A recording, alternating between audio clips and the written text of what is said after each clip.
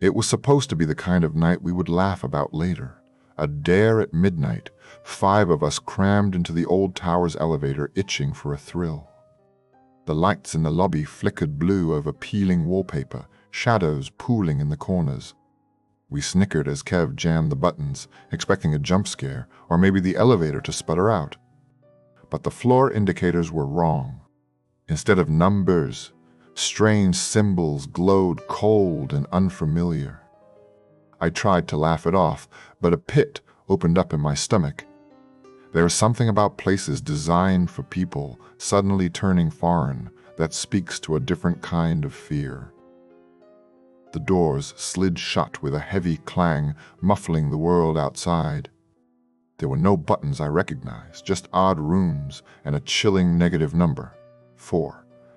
Kev, never one to back down, dared me to press it. The air grew thick, every breath echoing in that cramped metal box. A flicker caught in the mirrored panel, my own face twisted in an expression I did not recognize. No one spoke, but everyone watched the floor display countdown in blue light, our reflections distorting the whole way down. The lights sputtered and died to red. In the suffocating dark, a figure stood reflected in every polished surface. It did not move when I did. It waited, mouth stretched a little too wide, eyes a little too empty. Kev started pounding on the doors, cursing, but the elevator kept dropping. Someone whispered my name. I realized it was the figure, its voice scraping at the edges of sanity. The air grew cold and I felt a hot mark burning into my arm. Panic broke us. Someone tried to smash the mirror.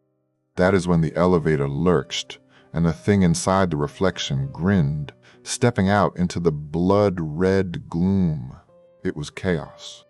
The final shudder as the elevator ground to a halt was the only warning before the doors yawned open onto a hallway that was not the lobby.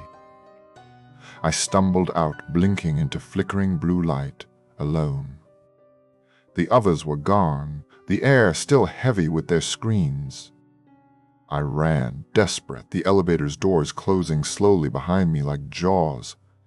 Down that endless corridor, shadow-thin and cold, I realized. Survival had boundaries. You do not see until you cross them. And even now, every time I ride an elevator, I avoid my reflection and never, ever touch an unfamiliar button.